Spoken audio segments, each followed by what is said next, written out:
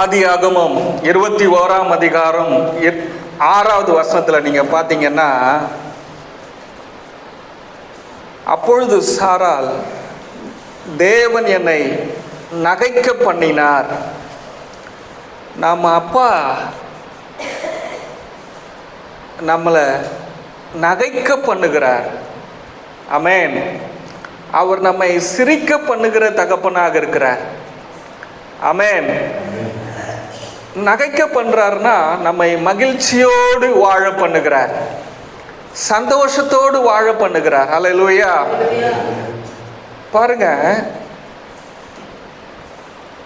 உங்க சந்தோஷத்தை, உங்க மகிழ்ச்சியை, உங்க ஆனந்தத்தை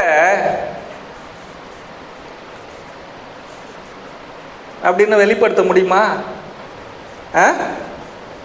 அதை வெளிப்படுத்தணும்னா என்ன தேவை?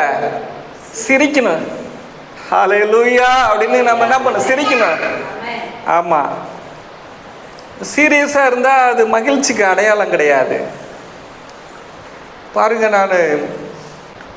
பாருங்க, வேதம் சொல்லுகிறது, என்னுடைய ஜெப வீட்டில் வைத்து உங்களை மகிழ பண்ணுவேன்.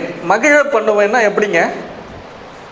உம்முனா மூஞ்சி, சுருங்கின மூஞ்சி, தொட்டாசிலிங்கி மூஞ்சி, அதுவா? சிரித்த முகத்தோடு. ஏசப்பா இப்போ இந்த இடத்துல நின்னார்னா அவர் எப்படி நிற்பார்? கண்ணீரோடு நிற்பாரா? மகிழ்ச்சியோடு இருப்பார். என்னுடைய பிள்ளைங்களை நான் பார்க்க வந்திருக்கிறேன். அவர் இந்த இடத்துல நம் நடுவிலே அவர் உலாவி கொண்டிருக்கிறார். அவர் அன்பின் தேவன், கிருபையின் தேவன், இரக்கத்தின் தேவன். என் ஜெப வீட்டில் வச்சு உங்களை நான் மகிழ பண்ணுவேன்னு சொன்னார்னா அவர் சிரித்த முகத்தோடு தான் இந்த இடத்துல இருக்கிறார். அல்லேலூயா. சிரிப்பு என்பது தேவனுடைய நன்மைகளை, ஆசீர்வாதங்களை பெற்றுக்கொள்வதற்கான அலைவரிசையாக இருக்கிறது. அலைவரிசையை அமைத்து கொள்வது, சேனலை டியூன் பண்ணுறது. இந்த சிரிப்புன்றது, அந்த சிரிப்பு, அந்த மகிழ்ச்சிக்குள்ளே, அந்த நகைப்புக்குள்ளே நீங்கள் எந்த அளவுக்கு கவனமாக இருக்கிறீங்களோ அங்கே தான் தேவனுடைய நன்மைகளை நீங்கள் அனுபவிக்கிற இடம். மகிழ்ச்சியாக, கர்த்தருக்குள் மகிழ்ச்சியாக இருப்பதே பலன்.